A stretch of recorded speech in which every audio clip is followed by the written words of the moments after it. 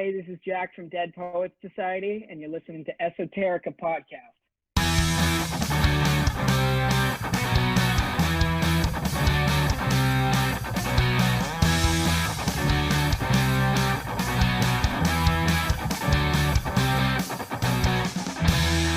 Esoterica the Podcast. Welcome to Esoterica the Podcast, where we discuss the obscure, offbeat, and unusual. I'm Chris Schultz. And I'm Aaron Christian. Today's episode is brought to us by Flynn's Arcade.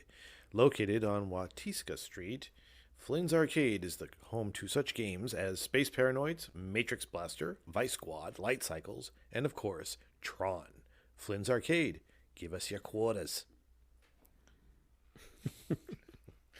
Do arcade games a quarter anymore? Is that a thing? I don't know. I mean, I feel like a lot of them use the swipe now or like tokens. Man, should be a kid. End of an era. Used to remember going in the arcade and put your $5 bill in the machine and a handful of quarters comes down and you're good to go for like half an hour. Yeah, those were the days, I guess. I didn't live through them. I just lived. So we get a new album. We get a treat tonight. Yeah. So we have to correct a little bit because last week we said that we were going to be listening to what Igor, and I realized I made an oopsie in our schedule. So we're actually going to be listening to today. The band doesn't like to call it this, but I'm going to call it this for the sake of listening and looking up later. The Exclamation album by Dead Poets Society, which at the time of the recording this episode came out yesterday. So it came out by the time this episode comes out last Friday, so March 12th of 2021. Brand new album. Some of the singles we've listened to on the show before. I think actually two of them we've actually listened to before. So this is going to be more of that sound, which will be cool. But not only are we going to be listening to a new album, Chris, we are going to have Jack Underkofler joining us once again to talk about the new record. Our second repeat guest, right? I think maybe. Yeah. Either way, we're really happy to have Jack on. Jack is always a blast to talk to. Really fun guy, down to earth. If you ever get the chance to meet Jack Underkofler, consider yourself lucky. It's a cool guy. Yeah, he was a pleasure to talk to. So, I guess without further ado, I'm going to kick things over to Jack to talk about the record. And we will listen to the first track in the meantime, which is the symbol of the record, which is a dash, an exclamation point, a dash. I'm just going to call it the exclamation. So, Jack, how you doing? Thanks for coming on again. I'm good, man. Thank you for having me. I like your mobile setup. I like that you're on the go. Always and forever. So, new album. The first question I have to ask really is, how long have you guys been planning on doing this? A little over 2 years now. We've been working on the album for, I guess a little over 2 years. And it's kind of wild that it's done. Yeah. It's coming out in 2 weeks. Two-ish. So 2-ish weeks. Yeah, wow. Time doesn't matter anymore, the way the world works.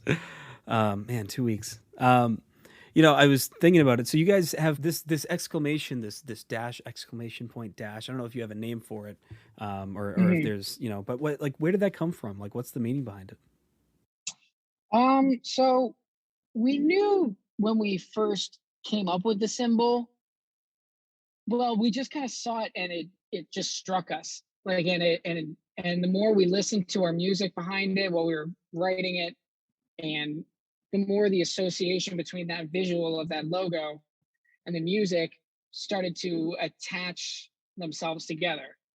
And so when we were trying to come up with the album name, that kind of became just the instinctual go-to, because we looked at it and we're like, okay, well, this symbol seems to represent every single song as we listen to the songs and look at the image. So we just decided, well, you know what? It's probably going to be a little confusing for interviews, but when you see it, the album name, you can type it in. So that eliminates the problem of looking it up.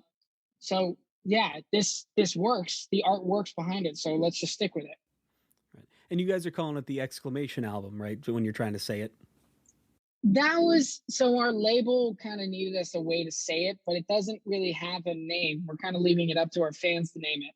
So they were just That's like, awesome. well, we need some way to say it. And we're like, well, okay, I guess you can use that, but it's not what it's called. It is what it is. Yeah. So you brought up the label, and it was something I was thinking about from the last interview. Was you know, there's a lot of variety in this album. You guys go around a lot on this sound, and one thing you said in your last interview with us was that, you know, a lot of labels that when you first got out there, you know, really wanted you to find your sound. So I'm curious, like, how was the experience putting this record together different than different experiences you had in the past, putting out music or you know, just Well, it being was kind of out like, there? it was the fact that we did it before we even had, you know, before any label really. I mean, during that process, the labels were like, find your sound. But the thing was, it was just, we knew what we wanted. So we just kept working on it. And it was more like the label that understood us came to us eventually. And that was Spinefarm. So they just loved what we were doing and they got it. They were like, okay, yeah, we understand that you aren't trying to write a specific type of song 15 times in a row. Like you want to do something different. And so then we were like, okay, cool, you guys get it. Well, that's a natural fit then. Hmm. Yeah, and that must be such a freeing experience to just be like, all right, you get what we're going for. Like, let's do it, you know? Yeah.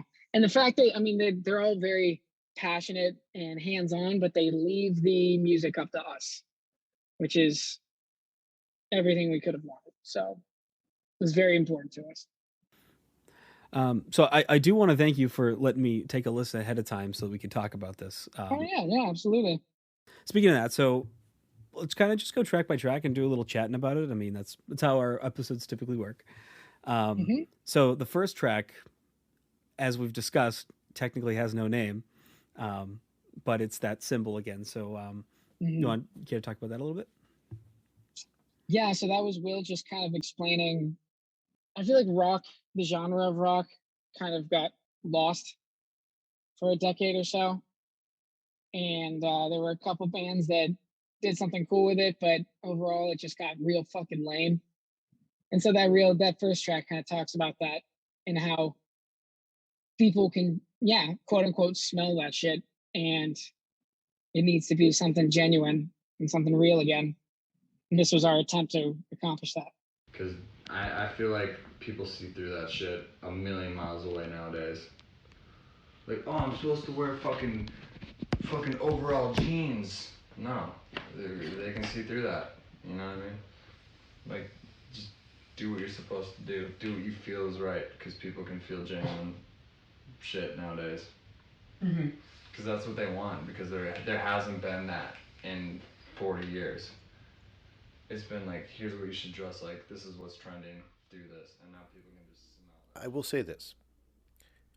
Overall jeans look comfortable, but there is really only one class of people that wear overall jeans. Yes. And I'm just going to leave it at that. Yeah, there are. Because I don't want to sound like an asshole, but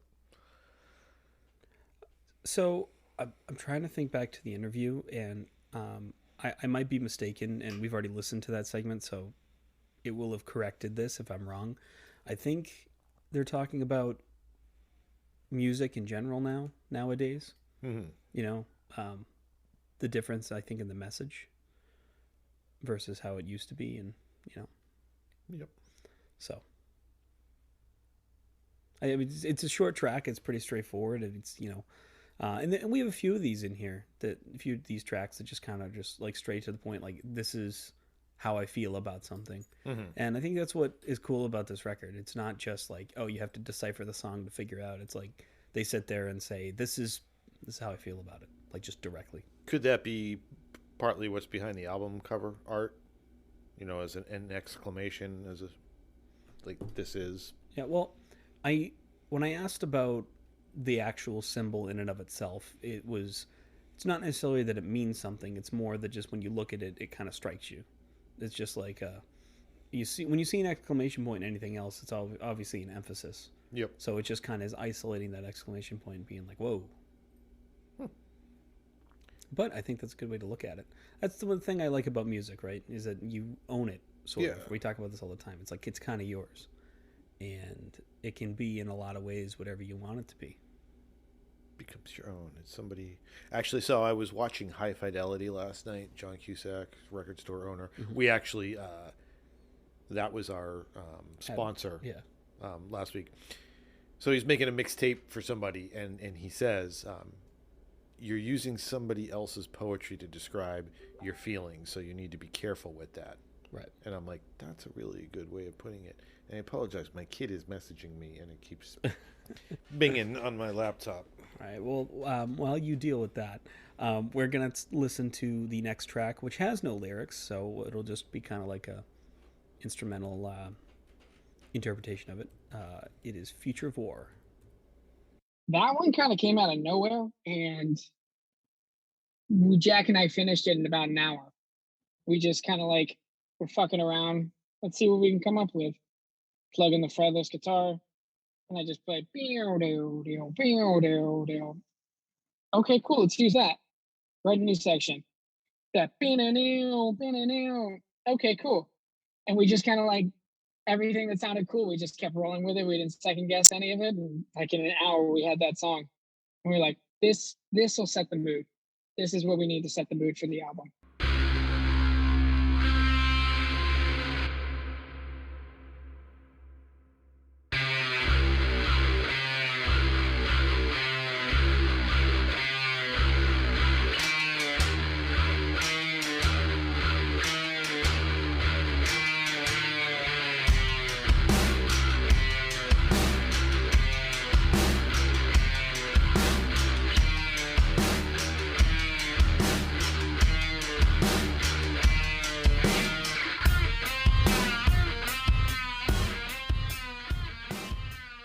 So I realize this is a new album, but it would not be an episode of Esoterica if I wasn't shitting on the folks over at Genius. The lyrics page for this says, lyrics for this song have yet to be released. Please check back once the song has been released. There's no lyrics to this song. Well, two things. There's no lyrics and the song's been released. I am a hammerhead shark. I make no sound. I don't know if I'm going to put this in this episode, but I don't mind saying this right now. So Jack and I had a conversation during the interview about a Guitar World magazine interview that I think Jack, the guitar player, did. And he was demonstrating how to play their song Swarm, which is not on this record, which I really enjoyed the song. Maybe that's something we can listen to at some point in time, but it's a good song. And all the comments were just like crapping on him, just like, this guy sucks. He has no idea what he's talking about and things like that. But anyway, that's beside the point. One of the things in that video, I remember him talking about, he goes, yeah, my friend and I just bought this 7-string guitar. We took the frets out of it. And then like we just started, like, this is a perfect example of like, you can hear these like microtones in there that you can't get on a normal guitar. It's just like, something's just slightly like a quarter of a step or like even an eighth of a step or just something. It's just slightly off that I think it just adds an element of creativity that I don't think a lot of people think of. So kudos to them. I think makes this track really cool. And there's also like a garage kind of sound to it. Those Berkeley boys.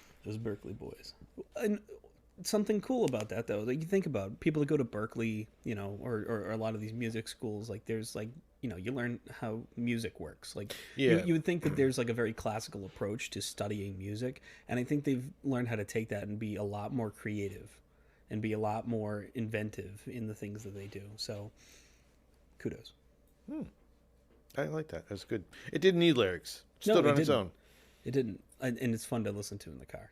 FYI. Oh, yeah. I totally dig that. Yeah. With the windows down when it's like 60 out. Yeah. That's the way to go. That brief one day that we had. Yeah. Yesterday. Yesterday. So following that this is actually a single they put out, but it is called Bury Me Whole.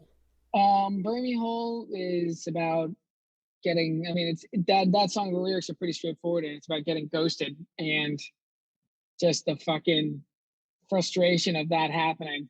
And it's just, there's literally nothing you can do about it.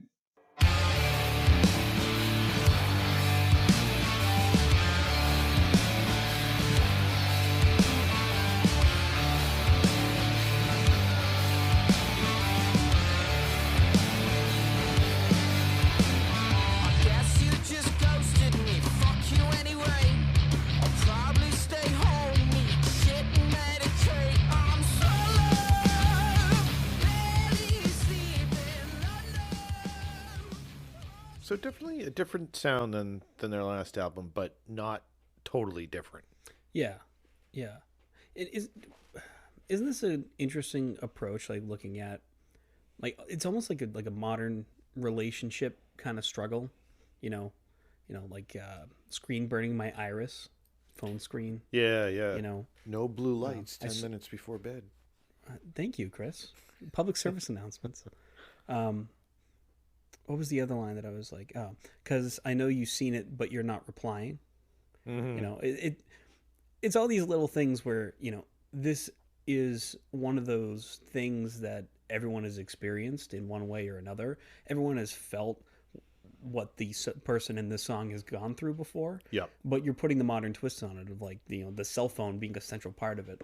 I watched an interesting thing the other day from this guy, Simon Sinek, talking about millennials in the workplace. Mm-hmm. And how their biggest struggle is because there is an addiction to cell phones. There's really 4 different reasons as to why they struggle in the workplace, and one of them also being instant gratification, and how that there's this feeling, especially having a cell phone, you have everything at your fingertips, and you are instantly gratified because that is something that happens. Yeah. And in the workplace, for example, if you've been there 6 months, you don't feel like you're making an impact, but you've only been there 6 months. Yeah. And people don't realize that. You're still in your probation period, right. Damn it.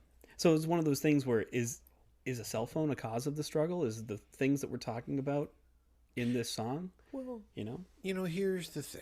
And it's a generational struggle. I think that goes down through the ages, but it's really heightened now. The older generation will ridicule the younger generation for what's perceived as their faults or their behavior. But the technology that's affecting that generation is created by the older generation. But the older generation will ridicule the younger generation about things they have no idea about themselves. True. You should do things this way, but they have no idea. They haven't figured it out on their own. Oh yeah, but because there's a wisdom element to it, they think that they're better. Yeah, there was I want to say it was Mike Rowe that had written an op-ed, and he was talking about snowflake culture. And I can't remember the exact line, but it was something along the lines that we created the clouds that these snowflakes come from. And I'm like, damn, like straight on. He's right.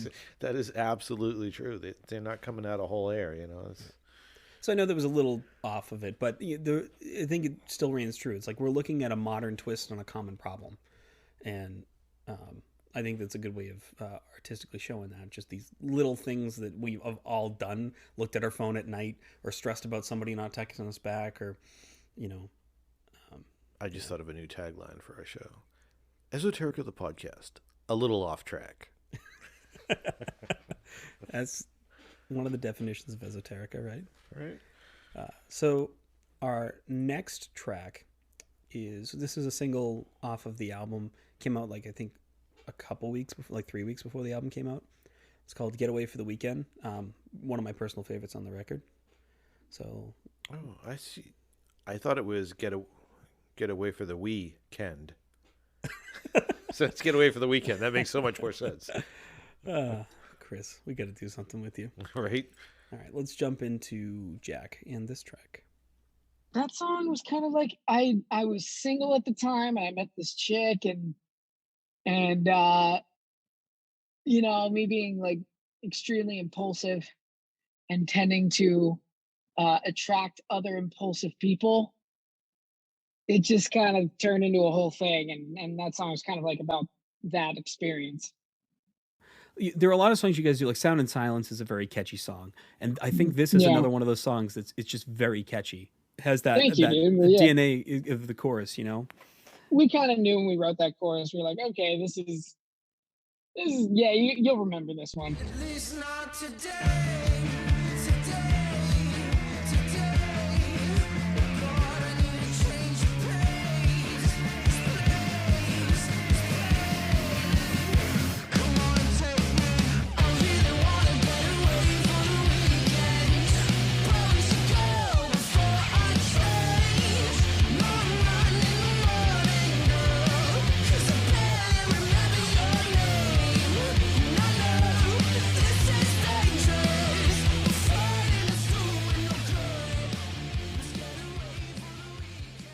Good to get away for the weekend. Yeah.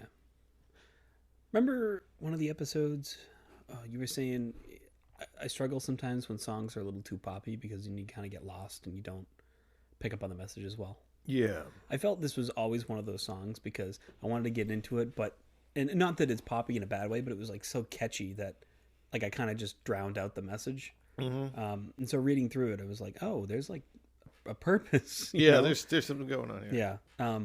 And I think that's a compliment, to them to say, hey, like it was just so catchy to the point. Like it's an earworm. It is. Get away for the weekend. I smell a single. Well, it was a single. That's why I smelled it. It smells like a single by Nirvana. Radio-friendly unit shifter. So speaking of catchy songs, this next track I would also argue is catchy in the same way. It's American Blood. They've put out American Blood before. If I'm not mistaken, they redid the guitars on this track for the album. They did that with a few of them, which I thought was cool. I like hearing the new mixes of them. So we are going to listen to American Blood after Jack talks about American Blood. But I just mentioned American Blood. That's the next track on there. And this is the track whenever I talk about you guys, I will show to somebody because it's kind of, it's not too polarizing in any direction as far as the genre goes. So it'll hook somebody in. It's usually this and Low Air that I'll show people. Yeah, those ones are Low Air's.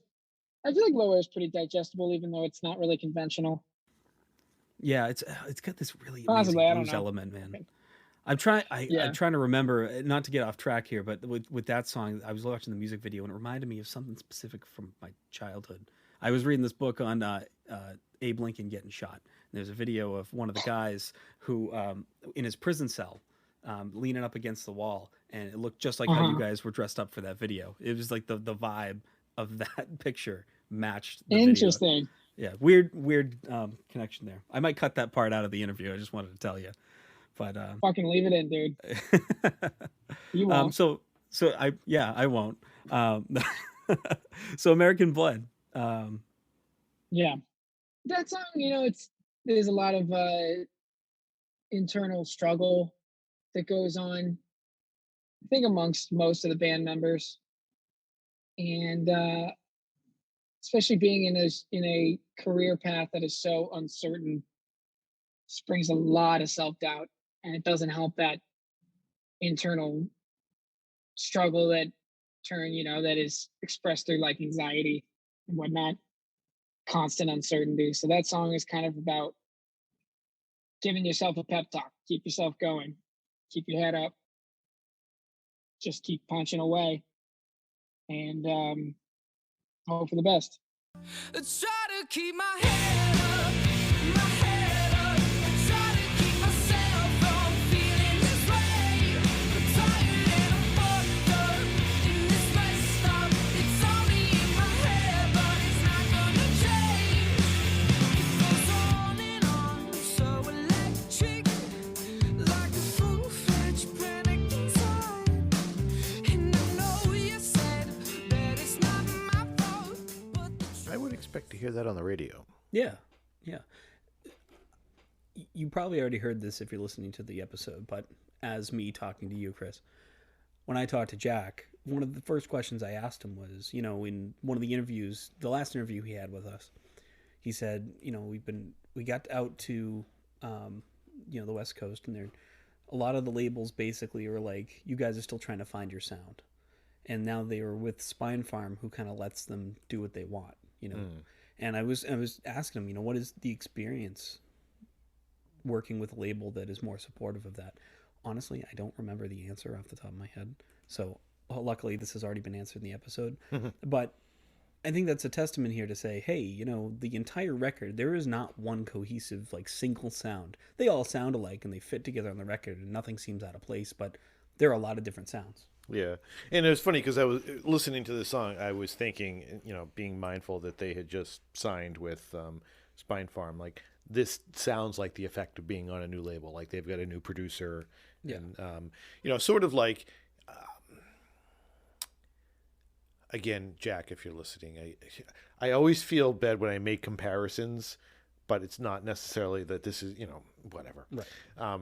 Reminds me of Def Leppard. Like Def Leppard had a distinct sound prior to meeting Robert Lange, and then so if you listen to Def Leppard pre-Pyromania, they sound very different between those two albums because they had a good producer come in and sort of steer them in a Right. direction. And Jack spoke very highly of their producer or engineer, somebody involved in the actual making of the album, because they were able to come in and make even the songs that they put out before sound like a cohesive thing. They fit within the context of the album. And this is one of those songs where they've put this song out before, but they were able to make it fit into the context of it. They re-recorded some stuff, and it works really well. That's what you want in a good producer and engineer. You do. So the next track we've listened to on this show before. I think this is one of the first times we've dealt with that, where we're actually re-listening to a song. So Jack actually asked me to take his thoughts from the last time he was on the show and insert them here. So that is actually what we're going to do with his interview. So I'm going to reinsert his thoughts here. So it might be a bit of a repeat, but I think it'll be a little more fresh perspective from when the record came out, when the single came out in the first place. So cool. Anyway, enough of me talking. Let's listen to him again, and then we'll come back and chat about it. Okay. Well, that song originally came about. I went to Virginia to visit my family and a couple of hometown friends. And I went over to my friend Graham's house, and he just bought a house. So I was going over to check it out. We were going to hang out, drink, catch up. And a couple of my other friends showed up, and, they all had their careers going. They're all buying property. And it just made me kind of like feel a little insecure about the fact that I'm still doing what I was doing when I left at 18, guys. Like, I'm 27 years old now. Like, whoops. And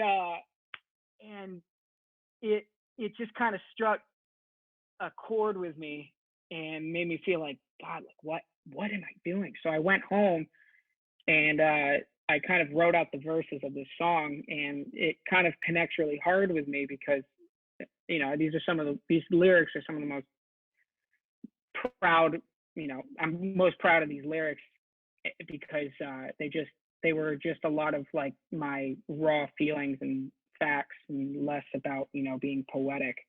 Like in the first verse in general, I say, I heard my boy just bought his own house, told me I could crash while I figure it out. And that's what he literally told me. He told me I could crash at his house whenever I needed it. And it was just like, fuck, like I'm here writing music that isn't popular anymore. Like, what the fuck am I doing? And, but to contrast that, it's an addictive lifestyle. It's very destructive, but it's addictive. Like the highs that we experience when we go on tour and we play for people is unlike anything on earth. And it's something I never want to stop doing. I never want to give up. And it's a destructive lifestyle because it's a high risk, high reward kind of career. And it doesn't last very long. And it's a lot of long nights and going a month with getting an average of 3 to 4 hours of sleep a night. And, but I wouldn't trade it for anything. And so that's where the lyric of, this life's like heroin kind of comes in, because it's awesome, but at the same time, it's fucking destructive.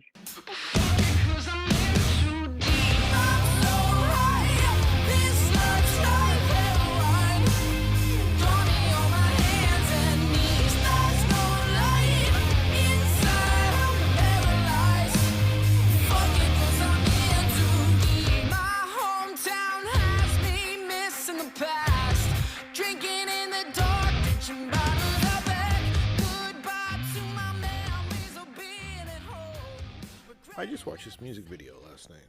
I wish they wouldn't call me out like that. What? I relate so much with it. I just wish they wouldn't call me out like that. Yeah, like I said when we interviewed him the first time, for exactly like I just said, there's a lot of things I relate with in this song because I am in my 20s. A lot of people that I know are having kids, getting married, buying their own houses. you know, and I'm still in my early 20s, so it's a bit of a different story. Like, that's maybe a little too young to do those things nowadays. But, you know, here I am, like, still living at home, trying to, you know, like, afford life. Yeah. So, you know, he's, what is he, like 7 or 8 years older than I? So, you know, it's a bit of a different story, but, you know, I'm sure it's the same type of sentiment, just like well, it'd be cool if I was doing those things and I had my shit together, but this is more fun. Yeah. So I enjoy doing this because Well, I'm already here. I might as well just keep doing it. you know, honestly, there's no war going on, so there's really no hurry to get yourself married and settled down. Right. So, I mean, we've talked about this on the show before. I don't think we need to be incredibly redundant with it, but, you know, don't call me out like that, Jack. Let me do my thing. So when I was talking to Jack, I made myself look like an idiot, which I tend to do, because this next track is called Georgia. And obviously I didn't do a good job of listening to the lyrics because I'm like, do you mean the state or the country? And he's like, no, this is a person. I'm like, I'm an idiot. So I knew a girl, Georgia, in middle school. She's kind of cute. all right. The next track, Georgia, let's listen to Jack. Georgia's kind of a made-up name for a chick that that is a real person. But yeah, that song was started and written a lot by our old bassist, actually. He wrote that song about somebody he was dating at the time, and we just kind of all added our elements along the way, and yeah, that's what that song kind of was about. Sweet 19, you won't let me know, but there's something in your eyes just gives it away.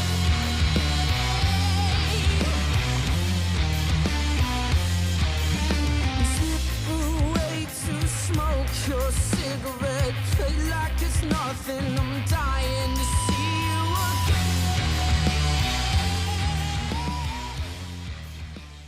There was a little bit in the middle there that reminded me of U2, Zooropa. Okay. I know it's I- completely yeah. random, but it was just the way the guitar sounded. Yeah, I feel like an idiot for not recognizing this, but a girl, because it's very Much about it. obvious. Yeah. I mean, maybe my thought process was like, maybe like, you know, like personifying something, you know what I mean? But yeah, no, I'm an idiot. Especially, I remember how Lower Alston felt like New Orleans. Like, it's Boston. Like, I live here. Come on, man. So, sorry, Jack. I'm an idiot. Yeah, that's okay. Life's about learning. Yeah. This is a good tune, though. Like, it's them, Yeah. you know? That kind of like dark pop, you know what I mean? And maybe I'm projecting here, but again, going back to the fact that they're with a new label and having taken some time looking at Spinefarm's stable of acts. Yeah. Like, I feel it seems like the folks there at the label understand what they have with DPS and are giving them the push. They like, these guys should be mainstream. They should not be on our show, not because we don't like them, but because everybody's listening to them. Yeah, they're too good to be talking to us. Yeah, Jack, outgrow us, but don't forget us. Yeah. You know, Jack's a good example of this. We had Cleopatra on. They were just like up on a billboard or like some like Times Square type of thing, like Toronto the other day for like one of the like we talking to these big name people. Like they shouldn't be talking to us, you know? Right. And that's what makes this show special. Yes. We appreciate the people that come and talk to us because we don't deserve it. Maybe we should get bigger, Chris. All right, you know, side note here. I got a Staples ad. We were just there. Creepy, huh? I know. It got it probably pulled the location data from your phone. Or because I ordered on the computer. Oh, that's much more likely. So this next track is called JU. That's what everybody in the band calls me, because Jack, there's two Jacks in the back, so we call them JC and JU. Yeah, that was me just kind of doing a real shit job of trying to explain why we write music, and and what music is to us. I think the one thing that I wish I explained better was that is the dichotomy between you experiencing something that is very personal, but at the same time, it is could not be more of a generic experience and feeling.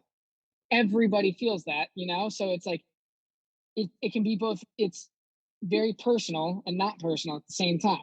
And that's why I think music is so relatable, is because when you experience it, it is personal. And it feels like you're the only person on earth that's ever had that feeling, or the only person ever going through that. But you get that connection through the fact when you realize that it's like, no, a lot of people do go through that. If you felt something, if you thought something, the majority of human existence has felt that exact same thing. And which is kind of cool, because it's kind of like we've all kind of like, it makes you feel very connected to the fact that everybody feels the same thing. But at the same time, you have an opportunity and a gift to be able to put that feeling into something that all humans connect with. You have the ability to identify that feeling. And now, time to pay our bills. Hey, Aaron, have you heard about Anchor? No, I haven't. It's the easiest way to make a podcast. Let me explain. Is it free? As a matter of fact, it is free. It costs you no money. It comes with creation tools that allow you to record and edit your podcast, get this, right from your phone or computer. You know, I've been looking for a place that I could distribute my podcast so it could be heard on like Spotify and Apple Podcasts. Is that something that Anchor does? Well, baby, you found it. Anchor does do that. Even better, you can make money from your podcast with no minimum listenership. You know, to me, it sounds like it's everything you need to make a podcast in one place. It is indeed. If you're listening and you've ever wanted to make a podcast, you should download the free Anchor app or go to anchor.fm and get started. I'll get right on that. We did. Esotericofthepodcast.com. So are they just high and sitting around? You know, I didn't ask him what they were doing, but for a second there, he might have been on a podcast, in which case I'm a little hurt. And I'm joking, of course. Why is it our interview on your album, motherfucker? Yeah, no, of course I'm joking. And I wanted to relate back, I think what I said earlier when we were talking to Bury Me Whole about this. Like, if you felt something, if you thought something, the majority of human existence has felt the exact same thing.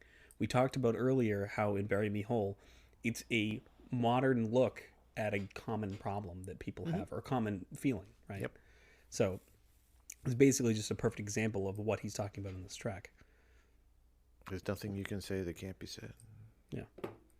It's all been done before, and it'll be done again. And that's good. Yeah. And I'm not trying to belittle it by asking if they're sitting around getting high, but like, I've had this same exact conversation sitting around with friends after smoking a joint, you know, like, man, everything that I'm thinking, somebody else has thought before. It's true. And then before that, somebody thought about everybody thinking about the same thing, and then it's, whoa. It's a cycle. It's a history repeats itself. There's a reason for that. Anyways, the next track is the only one without punctuation on it. From what I understand, it just didn't look right, you know, with the no periods in the end. It's called I Never Loved Myself Like I Loved You. That song, I think, is kind of in line with American Blood a little bit. You know, there's like, I kind of suffered from a little bit of, not a little bit, but a assload of self-loathing a lot of times.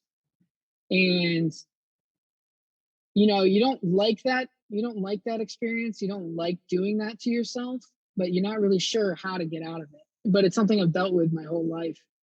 And the song is kind of expressing that I don't like that. I want to change it, but it's been 27 years, 28 as of a few days ago. Happy birthday. And thank you. And it doesn't seem to be a way out. It's confusing because it's just like you can work on yourself so much.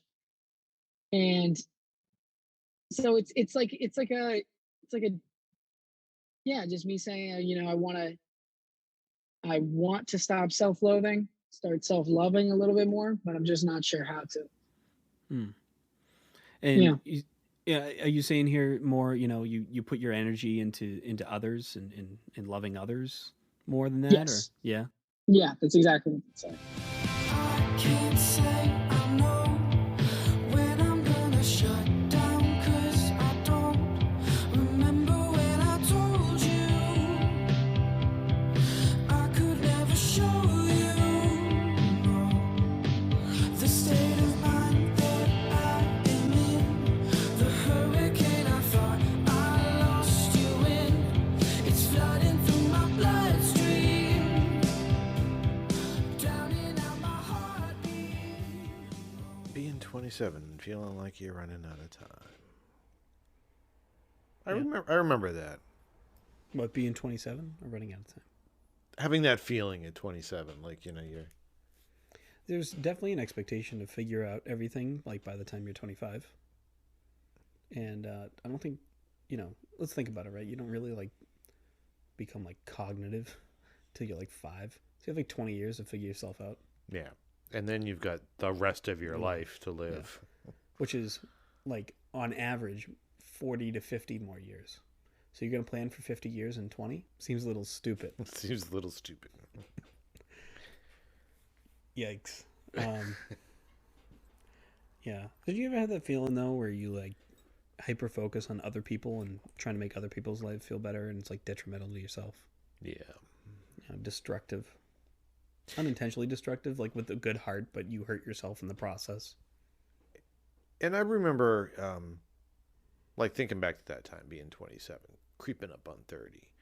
I'd gone through 2 bad major breakups. Yeah.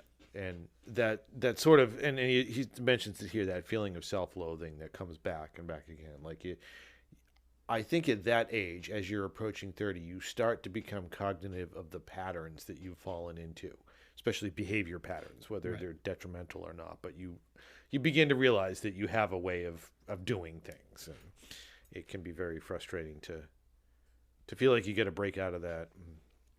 Here I am at 50, and although I've been on almost 20, I've been a 20-year relationship. Actually, Carrie and I have been together for 21 years.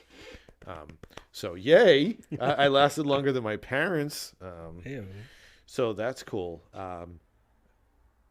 But some of those patterns they're still there. Right. And I do loathe myself from time to time. So that doesn't necessarily go away, I guess was my point. So I love the next song. I really, really do. From what I'm understanding, whoa, Aaron, speak. From what I understand, Words. yeah, Jack couldn't go into detail about what this track is about, but just some asshole. Interesting. Yeah. So I'll let him talk about that, and then we'll take a listen. But Salt is the next track. Salt is about. Well, it's kind of hard to explain because I don't want to start any like legal issues, so I can't really say who it's about. But yeah. How can I talk about this? It's about somebody that was fucking just really wasted our fucking time and just this fucking just a real fucking bummer person. And we just ended up kind of cutting that person out of our lives. And it's been better. It's been better since then. I thought that I could trust you, yeah. I guess that it was in my head. Run your mouth like you do so well. You did this to yourself. Why'd you have to say it? I don't like that. Why'd you have to do it? I don't like that.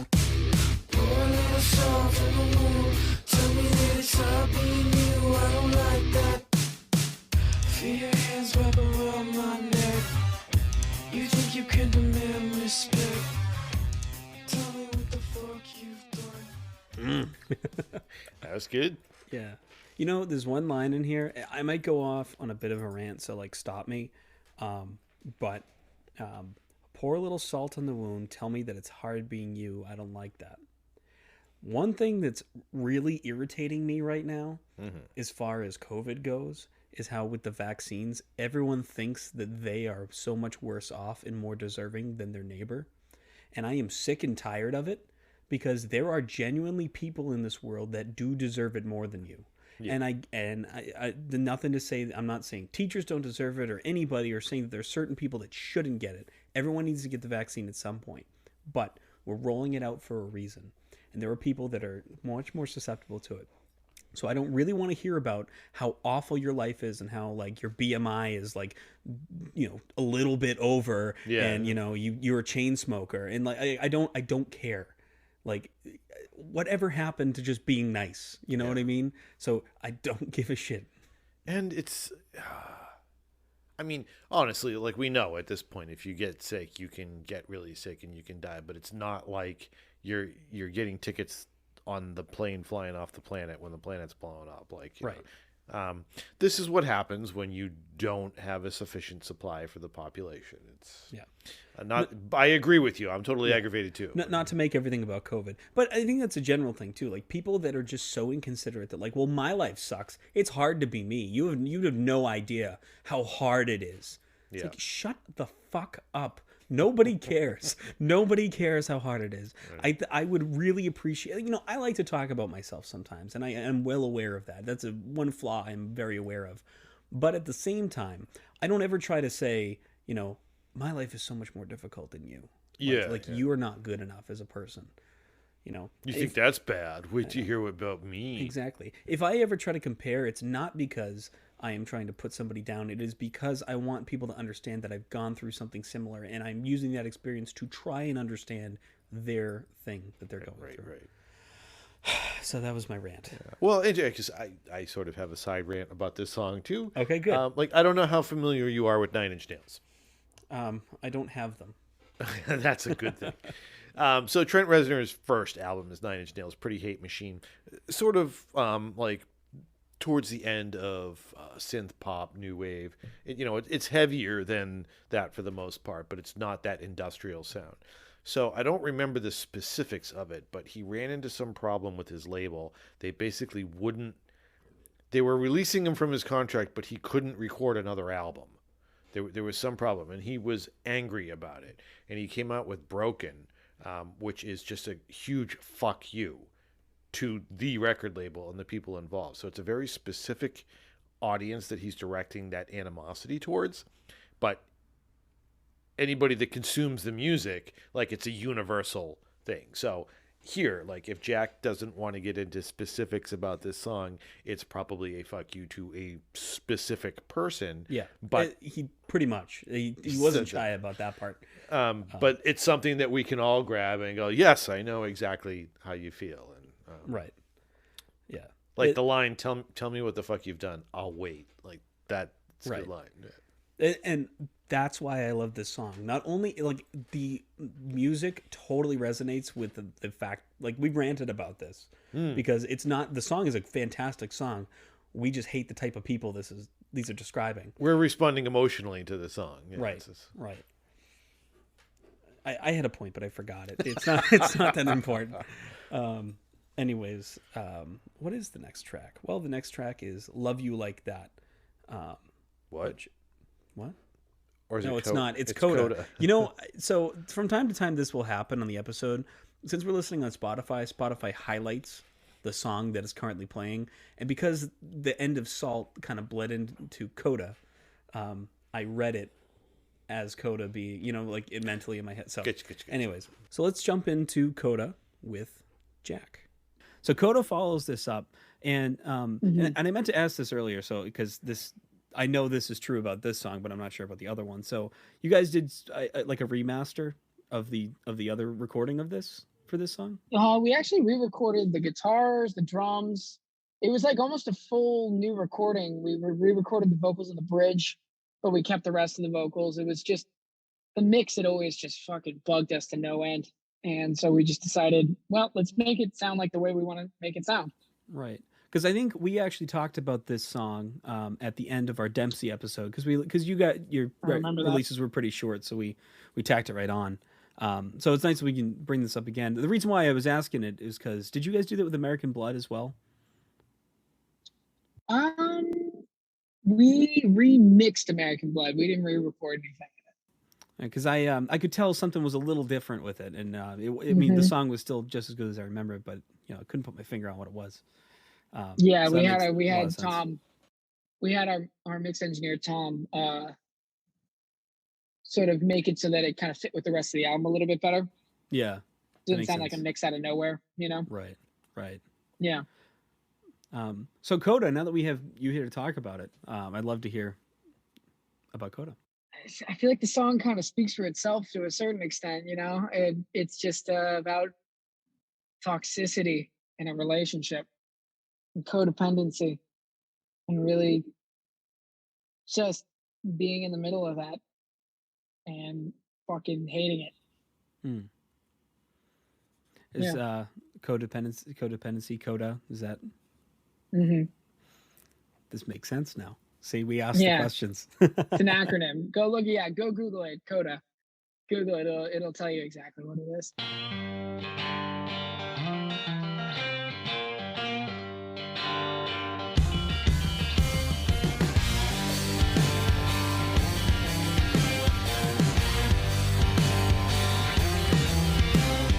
Cry, babe, you listen, I'm done, yeah, I'm leaving. I'm getting weak, feeling tweaked out and faded. God help you, darling, 'cause my love is drying up. So early on in the song, I heard that classic like descending guitar riff from the blues standard. Yeah. So I know this is the second take of this so far because we made a mistake before, and that gave me enough time to think about it. So you knew what I was talking about. Yeah. Which is So good. so I guess it would all work itself out, didn't it? It did. Because you were looking at me like I was crazy. Like, you know what I'm talking about. Yeah. So Jack put out a guitar walkthrough of this entire song. I think it's in like G standard with like a drop like G on a sixth string. It's an interesting tuning. Or is it G? No, it's not G standard. It's G. That's an open G minor, I think. So it's a cool. It's fun to play on acoustic guitar. I will say, because it's not all that hard. But just like you play those low notes and you feel like a badass. Reality, like the strings like. Yeah, definitely very bluesy. I think they redid the guitars for this version. It's interesting, as a classic rock fan, I'm used to hearing like American blues reinterpreted by like Led Zeppelin, Pink Floyd, those guys.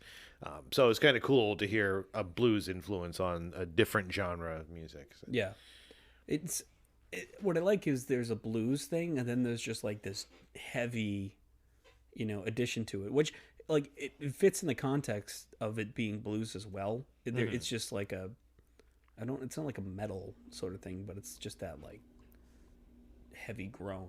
Yeah. I'm really enjoying this album so far.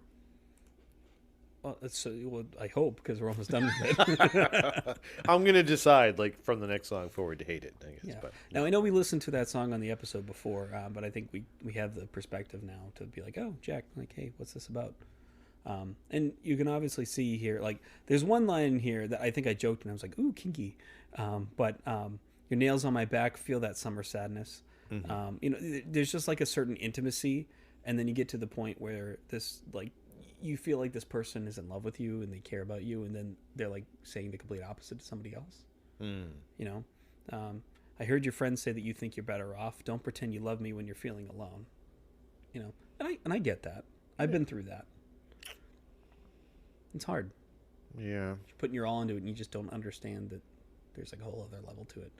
You're being lied to. You're being played. Yeah, that's not fun. No. But better to have loved and lost than to never have loved at all. So now we're going to listen to Love You Like That, which took me a hot minute. So let's jump into that with Jack. So this is like kind of in that bluesy sort of vein too. You guys bounce around a lot with this on the record and your other ones too. But this is definitely like a bluesier sort of one. Not necessarily that like heavy sound that I'm shooting for, but there was an element. Yeah, it was. Yeah, that's that line we kind of ride, not on purpose. It just always ends up being that way between blues and this really heavy kind of sound, but never like, Yeah. And That song's basically about a relationship that I was in for a really long time, and I ended it because I wasn't happy in the relationship, but that came with the mixed feelings of like not wanting to hurt the person because obviously I cared about the person, but I just wasn't in it anymore. And yeah, that's where that song kind of came from. This I'm gonna go not on topic, but not about the meaning of the song for a minute because Take it anywhere you want, man. So I watched the video you made putting together Coda, right? The doing the guitar cover and teaching how to play it, and you know, I was surprised to see that you used like this drop, was this G tuning or something? You had the G something tuning, and it was different, but it was essential to making it, you know, have the sound that it did. Did you do something similar here? Is this like a, you know, the way, do you do anything different like that, tuning the guitar differently? And it's in drop, the guitar's in drop A. Okay. It's actually standard tuning, but just with the drop A on the 7-string fretless. 7-string. And I actually play that one in that song. So that's kind of a bitch to do because playing a fretless guitar while singing is not an easy feat. No, it is not. And keeping it in tune. You know, and I know that it seems kind of like a non sequitur for me to ask that question because it almost doesn't make sense. But I felt like whenever I play Coda or I play that just like the riff of that on a guitar, like I find that if it wasn't tuned the way that it was, there would be no possible way to have that sound. You need to have those open strings or like the ability to finger it a certain way. And I feel like, you know, this song probably came with a lot of that too. It's just like, you know, you're playing a fretless guitar, you have to kind of adapt to your playing style to fit the. I'm having a hard time explaining it, but I hope you understand what I'm getting at. No, I get what you're saying. Saying. Yeah, no, I feel like it's always a bummer when that happens, but there's definitely songs that for like the fretless songs, if you want it to sound like that, you need the fretless guitar, and you could kind of do it with a slide. Sound similar enough.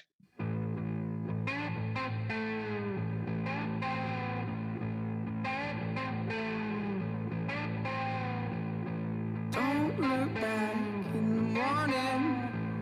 It's too late now. I was burning up, weighing me down like the alcohol. I'll say the words and you listen. The tears that fall and they glisten now. Baby, hold me one last time. I heard In My Time of Dying. Same key, slide guitar. Yeah. There's one line, and I know he means it completely metaphorically, and you know, like with imagery, but like taking it slightly literally, taking the holy out of it.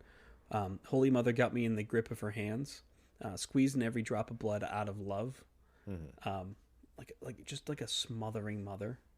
How many of those do we see in Scouts? Oh, plenty. Yeah. Well, you know, it's interesting because I did notice, and I don't want to play like armchair psychologist here, but there are at least 3 songs on here where Jack says something about being strangled or not being able to breathe, like a smothering. So it's a motif that I've been picking up on. Apropos to nothing, 2 minutes and 58 seconds into Hey Jude, if you listen really carefully, you can hear Paul McCartney say, "Fucking hell." Okay. So, check that out. Is that literally only because it's about his mother coming to him in a dream or something? No, so actually, you know, the beginning of the song, the guitar reminded me of In My Time of Dying, and at the very end of the song, you can hear somebody cough in the studio, and then they just worked it into the song, which made me think of the Hey Jude thing. So. Now we're certain that was on the track. That wasn't one of us, right? What? That coughed, because these microphones don't shut off when we listen to the music. Oh, I'm talking about In My Time of Dying. Oh. Yeah. Because this song reminded me of another song, which reminded me of another song, which is why I told that. You're confusing me, man. Don't try to follow my train of thought. I never do. Don't get on the Chris train. So the next track, I find very amusing. It's called Gopi. I'm not even going to preface it with anything. I'm going to let him talk and then listen to it. But it's I don't know, it gives me a chuckle. So let's take a listen. Gopi's a friend of Jack's, and you showed him the album, you showed him that song, and that was her response to it. It's so funny because it was just like, all right, well, yeah, I get. So you that got it was a right. genuine reaction. Yeah, it was. No kidding. Jack just recorded the conversation, and that was her response. So, like, that's fucking hilarious. Let's put that in because it's so true. Yeah. Well, I know we And jumped then over. we followed it up. We followed it up by putting in a song that sounded nothing like what she described. You know? Right. Yeah. Well, that's the thing. You have the lyrics, like not the lyrics. You have the titles. You know, love you like that, love me like you do. So you have this expectation that they're gonna be similar, and then you have this in the middle where it's just like, okay, you know. And I'm sure she's a nice person, but like in your head, you're like, oh, fuck that. No, like that's. yeah, exactly. That's a natural reaction to it. Right. What did you think of the song, though? Good for like the type of music you guys make, and I'm sure your fans would like it. I just don't, because I don't listen to that music anymore. But also, it sounds like really repetitive one of your other songs. Also, your thing is like the same. It's kind of boring. Find something new. What is the thing? I don't know. It's like it's always soft, like completely soft. Like it's like he's literally just. So I think they've managed to find the author of every single goddamn genius annotation ever written. And the funny thing here, that wasn't staged. That was a real phone call. Yeah, I totally did. It's yeah, like a girlfriend or somebody of related to the band. Somebody they know. Yeah, and I'm sitting here and I'm like, that is hilarious. And what's I think the funnier part of it, and I mentioned this to Jack, is that it's sandwiched between "Love You Like That" and "Love Me Like You Do." Mm-hmm. Two songs that have similar sounds and both contain the word. You know what I mean? Like there's just a similarity to it. So I thought it was funny, the ironic aspect of that. Yeah, I appreciate these guys are very self-aware. Yeah, and I would disagree. I don't think that they have a boring sound at all. So. No, they have a sound. Yeah. And if you want to talk about a boring sound, we can go through every freaking mainstream song right now and talk about how everything. Every single time I listen to a popular song that has like any sort of, I'm gonna call it like a trap beat or a rap beat. Like it's the same beat every time. Yeah. I can't quite mimic it at this point. It would sound kind of dumb for me to do that, but it's the same one, and I'm sick and tired of it. Do you have a favorite album? Because personally, I celebrate his entire catalog. Michael Bolton. Office Space. Oh my God, it's been a while since I've seen the movie. So let's listen to "Love Me Like You Do." "Love Me Like You Do," which starts with that really cool like panned guitar. And is that fretless? Are you guys doing that? That one's fretless, yeah. Yeah, because you can hear that like the slight pitch shift down. Which you cannot get on a normal guitar. No, you can't. So, yeah, and that's gonna you kind of do this like whispering vocal sort of thing. You know, I don't think you're necessarily whispering, but there's a light element to it with this dark sound. It kind of they clash in a really good way. That was kind of like, I mean, it's that laid back and heavy kind of thing. It's like the vibe of the song. It may be heavy, but it felt very relaxed to us. I think that's what kind of inspired the vocals, because it was like if you play on top of the heavy going heavy, it just like compounded and it didn't have a cool sound. It sounded like fucking cheesy. So by going with the vibe of the song, kind of unlocked that, okay, this sounds cool. All right. It sounds relaxed, but it's also angry. Yeah. And is that you harmonizing with yourself? Yeah. Yeah. Nice overdubs. Thanks. Or not overdubs, they'd be harmonies. But so yeah, talk about this track a little bit. We didn't do that, right? No, we didn't. No, we haven't talked about it yet. Yeah, so I mean this track in particular, it's kind of about the manipulation of somebody who is not just wants you around, is trying to kind of doing anything possible to get you to stick around, and it's kind of seeing through that bullshit and getting angry at the fact that they're doing that. Yeah, but also kind of succumbing to it, as the lyrics say at the end. Yeah.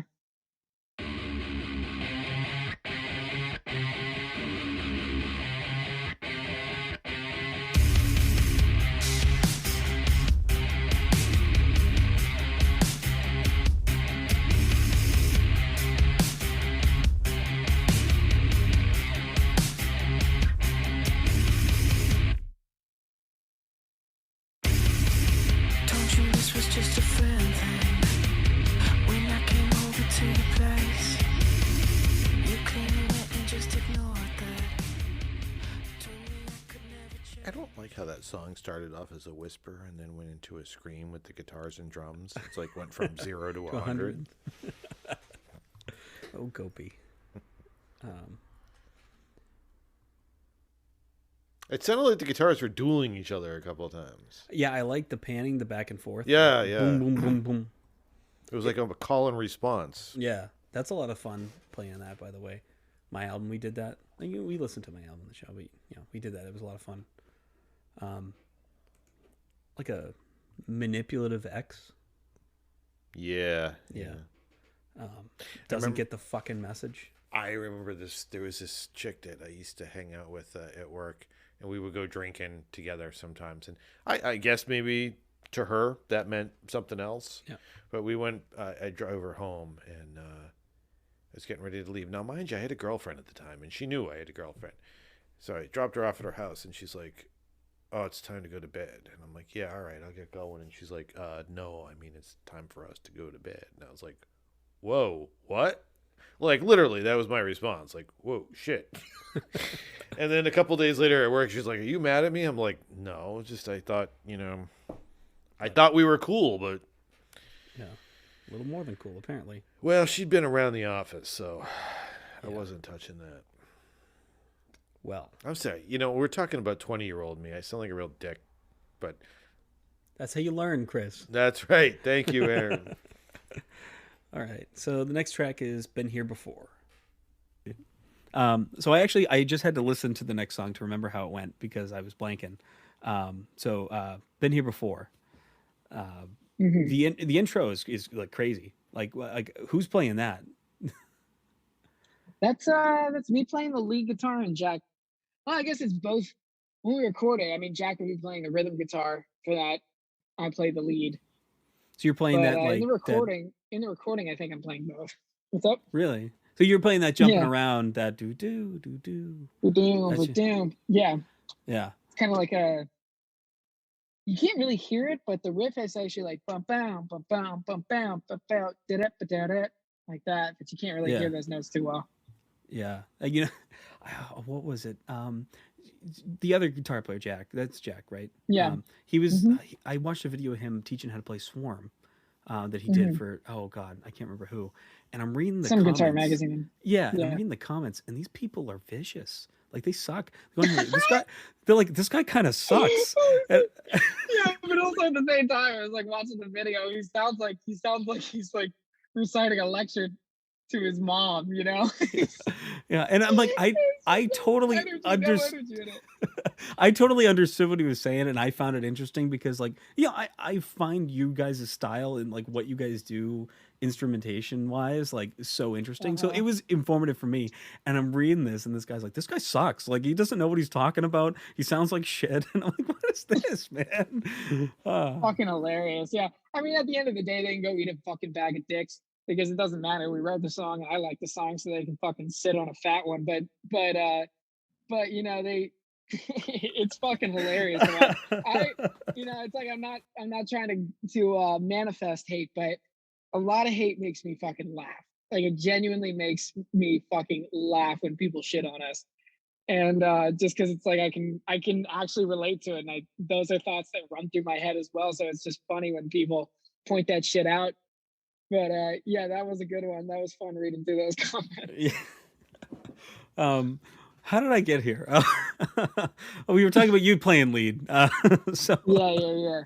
Yeah, you know, I think what it was with that was because he's doing the fretless, and it's literally just those like in between notes that descended in that song. We don't need to go into it, but it just, you know, Yeah, out of yeah. context it doesn't make sense, but when you put it in context, it's perfect. Yeah, exactly. So been here before, yeah. The floor's yours. Been here before. Yeah. Dude, there's a lot of relationship songs in this album. I didn't really think about it until I talked about them out loud. But yeah, that was kind of like the end of a pretty disastrous relationship that I was in. And man, it makes you sound like I've been in a lot of relationships. I really haven't. Yeah, that's that song was yeah, it's just a relationship falling apart and being like, how the fuck did I get back here? You know?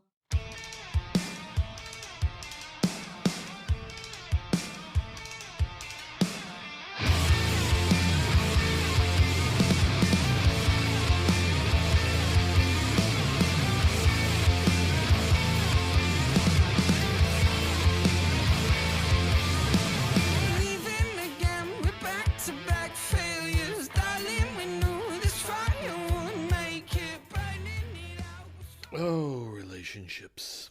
Yeah. But, you know, like Jack said, and we've talked about a couple times, everybody's been through everything before. There's nothing you can say or do that nobody's ever felt before. And I think this is a good example also of, like, I've been through this before. So there's nothing here I haven't felt before. But it hurts just as bad the second time around or the third time around. Feels like I've been here before. You know what they say, whatever doesn't kill you almost kills you. Tends to. Right?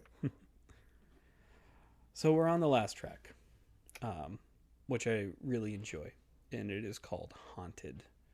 So I'm going to give it over to Jack one last time to chat about Haunted. Yeah, that song, that was actually, I think, one of the first songs we wrote off the album, but it never really came together until the album was finished. Kind of sat over on the wayside, like half done for a while. But yeah, I wrote that song. Yeah, I wrote that song like so long ago, but it didn't really have like a second half. And the arrangement when I wrote it was completely different too. And Dylan, our bassist, actually came up with so I came up with that chord progression, that picking pattern. Yeah. Just sitting in my den like 2 years ago. And then Dylan added that instrumentation over top of it, like the other guitars and the walking bass line. And it just kind of all came together really well. But that song, I mean, that song touches on a lot of the similar themes of being like, fuck, I chose a really, really difficult career path and having immense amounts of self-doubt over it, but kind of just jumping in and saying, well, okay, here it goes. Like, here we go. And just trying to be okay with the decisions you make, trying to leave yourself alone. And I feel like, you know, with this song, you kind of, even instrumentally, you kind of do that. You know, you just kind of bring it all down. Just like at a show, you want to bring it down at the end and leave it on a good note. So just close it out. Yeah. That's what we tried to do. Yeah. Yeah, that's my favorite song, I think. I think that's my favorite song I've ever written. Yeah. Isn't that a great feeling? You know, you have the greatest song you've ever written, and you just throw it out there and for the world to hear. Yeah, and wait for people to shit on it on Guitar World Magazine YouTube channel.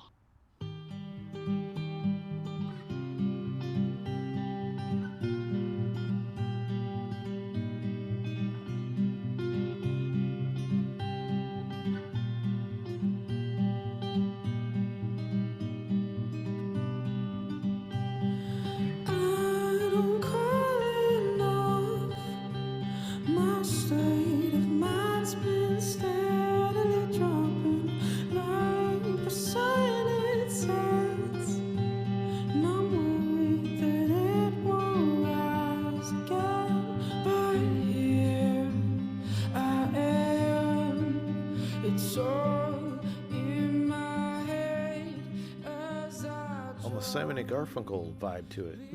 I remember, like I said before, like completely just different. You know, they didn't stick to one thing with this record, and I love that. Yeah, and that's such a tonal change. It's a great way to end the album. Yeah, very and he like filled the room with the sound too, you know? Like if I were sitting in that room, you know, I know that things are recorded multi-track and all that, but let's just say all those sounds took place at the same time in one room, like it would just be a beautiful thing to sit through. So, there are my thoughts. Good album. And that is the Exclamation album, which I know Jack does not believe that is it's the record label trying to call it something, but dash exclamation point dash by Dead Poets Society. Yeah, it's a noble attempt to avoid labeling, but it's impossible. Everything's going to be labeled. That's just, even if it's labeled unlabelable, it's labeled. Label. Is what it is. Or hyphen exclamation point hyphen. Label. Labeled. Label. Okay. I'm just going to keep saying label until it doesn't make sense anymore. I hate that, right? When you say, I had really a lot of trouble as a kid saying the word oxygen. Like I just couldn't say it. And I used to try and say it so much that it just stopped becoming a word. You know what I like to say? Ladle. Label? Ladle. Label. Ladle. Ladle. Label, so- ladle. Ladle, label. So big thanks to Jack Underkofler for joining us once again on this show. Jack's one of our favorite guests. Not that we don't like talking to other people. Become our favorite guest. Yeah. Jack's awesome. He's a pleasure to talk to. Yeah, real fun person to talk to. Always gives us great insight, and really, really appreciate having him on the show. Speaking of our show, so we announced last week what we're going to be doing next week, but I'll let Chris remind us once again what we're supposed to be listening to on the show next week. So we're going to skip over the pond to France and check out French musician Jean Magal. No. Igor, and I say it like that because it's spelled Igorrr. Who's a I don't know, defies description, doesn't believe in genres. Just tune in next week. It's gonna be an interesting episode. Listen next week. Yeah. In the meantime, go out and buy this album or stream, preferably buy this album. Buy it. Get a disc in your hand, damn it. Yeah. And actually, if you go to Dead Poets Society, I don't know if it's their website, but go to one of their social media pages. I'm sure it's in the link there. They are selling a lot of merch related to this record. So there are t-shirts out. They're selling vinyl. Believe there's a bundle you can get with a t-shirt and a vinyl related to this record. Ooh. So it's definitely worth it. Go check it out. Buy this album. Check out Dead Poets Society. If you like what you hear, they have a ton of other awesome records to listen to. We've actually listened to almost all their releases. There's one we haven't listened to, and maybe we will at some point. So it's been a pleasure to have this opportunity with Dead Poets Society. And that is my plug for Dead Poets Society this week. Also, listen to Esoterica the Podcast. Go to esotericathepodcast.com for all your esoteric needs. And all of our crap. We have t-shirts. We have all these things. We don't need to list it. No. No. Check out our social media. And definitely do it from there because apparently we're being shadow banned on Instagram. So. Yeah, it's not fun. So with all that being said, until next week. Stay esoteric.